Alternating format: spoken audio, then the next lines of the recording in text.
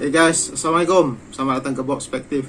Hari ini saya nak buat sebuah review ringkas mengenai sebuah filem yang bertajuk Toko Barang Mantan. Sebuah filem yang bergenrekan romantic comedy.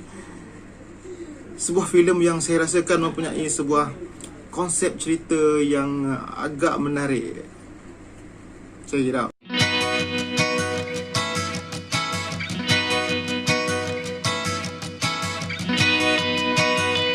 Okay, apa yang membuatkan saya tertarik nak tengok filem ni adalah tajuk dia. Toko Barang Mantan. Macam kedai barang-barang ex kita kan. Kita punya ex-girlfriend atau ex-boyfriend. So, pada saya tu satu benda yang agak unik lah. So, saya nak tahulah apa ceritanya. Sebelum tu, kita pergi kepada antara para pelakon dia adalah Reza Rahadian sebagai Tristan, Marsha Timothy sebagai Laras, Aidil Putra sebagai Rio, dan Dia Penendra sebagai Amel. Ini antara yang 4 peran utama. Dan yang menariknya, ada seorang pelakon Malaysia, Aidil Putra. Dia ni pun saya tengok banyak juga berlakon di Indonesia. Dan juga beberapa lagi pelakon Malaysia yang agak selalu kerap berlakon di Indonesia. So okay, sinopsis ceritanya adalah mengenai watak Tristan yang di zaman belajarnya atau di zaman college atau universitinya seorang boleh kita kata player lah, seorang lelaki yang mempunyai dan mempunyai ramai girlfriend dan bertukar-tukar girlfriend. So seorang yang kira macam top lah college dekat tempat dia belajar dulu. Dan tetapi dalam ramai-ramai perempuan tu ada seorang je perempuan ni yang betul-betul berjaya menambat hati dia dan membuatkan dia boleh dikatakan setia kepada seorang perempuan tu. Tapi ada kisah yang berlaku, mereka putus. Dan lepas tu cerita ni bermulanya selepas tu lah, yang college tu kira flashback lah. So cerita ni mengenai present time, zaman sekarang, di mana Tristan ni dia dah buka kedai, dia dah buat satu bisnes yang agak unik, yang pada awalnya Laras ni rasa macam ramai orang pun rasa macam tak yakin dengan bisnes dia ni. Dia buka satu bisnes yang menjual barang-barang mantan. So macam daripada tajuknya saya dah dapat agak dah yang kedai ni dia membeli dan menjual barang-barang mantan. Macam kalau awak dah break up dengan pasangan, so masa berpasangan tu mungkin ada hadiah yang dia bagi, yang kita bagi dekat dia. So barang-barang tu kalau kita dah break, kita dah tak nak lah kan, kita buat apa nak simpan barang orang yang kita dah tak ada relationship. So diorang boleh jual dekat kedai toko barang mantan ni dan diorang akan jual balik. Tapi apa yang menarik, yang membuatkan barang tu bernilai untuk orang lain beli balik, adalah bukan barang tu sendiri. Kadang-kadang barang tu barang simple je, benda yang kita boleh beli tempat lain.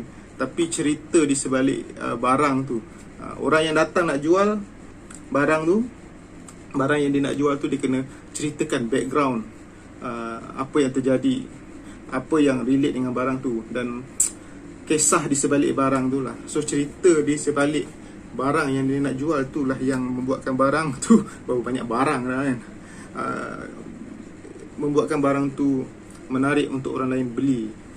So ya, macam saya kata tadi dia lah, itu konsep cerita ni. Dan konsep penceritaan yang agak bukan konsep penceritaan, dia punya tema tu lah, dia punya toko barang mantan tu yang saya rasa macam unik mengenai cerita ni.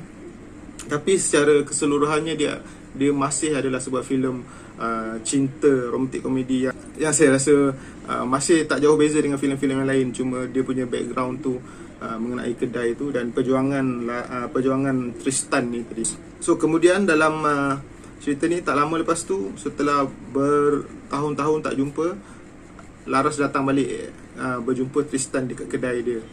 So dia datang tu sebenarnya, masa dia datang tu kita boleh tengok lah yang Tristan ni macam masih suka dengan Laras ni. Tapi malangnya Laras ni datang bawa cerita yang dia ni nak kahwin, dan dekat situlah berlaku konflik yang sebenarnya Tristan ni masih suka dekat dia, tapi dia dah nak kahwin. Lepas tu tiba-tiba perempuan ni ada masalah dengan tunang dia, putus. Dan so Tristan ni rasa macam ada harapan balik. Tapi apa yang membuatkan diorang ni tak berjaya hubungan diorang dulu, pasal Tristan ni dia tak nak buat satu benda yang dia rasa remeh, tapi sebenarnya maknanya besar kepada seorang perempuan. Terutama perempuan ni lah, Laras ni. Dia hanya menunjukkan perasaan sayang kepada perempuan tu. Dia rasa tu dah cukup. Tapi untuk seorang perempuan, Laras ni, dia perlu mendengarkan perkataan tu daripada seorang lelaki tu kan, daripada mulut Tristan tu sendiri yang kata aku sayang kau, aku cinta kau. Tapi itu yang tak ada. Dan benda yang remeh, yang dianggap remeh, itulah yang membuatkan hubungan diorang ni tak berjaya. So antara benda lain, antara motif dan mesej cerita ni yang saya dapat, macam itulah, benda yang kadang-kadang remeh pada seseorang, besar maknanya pada orang lain. So janganlah kita macam anggap kita tu buat tu semua dah betul lah kan.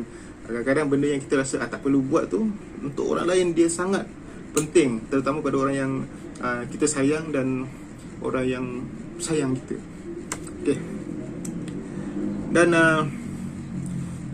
cerita ni, apa yang saya suka, dia punya of course dia punya cinematography lah, dia punya camera work, dia punya color grading, dia punya setting untuk background, dia setting untuk location, dia punya casting untuk dua watak utama ni okay, best, saya suka. Dan Aidil Putra tu pun okay lakonan dia. Tapi Aidil Putra tu dia punya bahasa, walaupun dia bercakap dengan bahasa Indonesia, saya rasa agak baik lah. Dia punya, saya tak pasti, saya pun tak mahir bahasa Indonesia, tapi apa yang saya dengar okay, bahasa dia punya sebutan tu. Cuma mungkin kita boleh dengar dia tidak se-pure Indonesian betul yang cakap lah. Dia mungkin belum dapat lagi tu. Macam mana pelakon-pelakon Malaysia yang lain yang mungkin dah duduk lama sana lah, macam Allahyarham Ashraf Sinclair kan. Itu memang dah betul-betul kita tak boleh nak beza lah. Dia punya bahasa tu memang kita dah ingat dia orang Indonesia.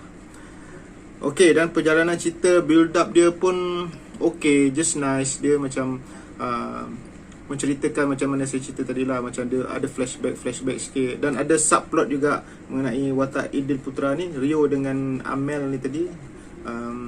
Diorang pun ada kisah diorang juga. Dan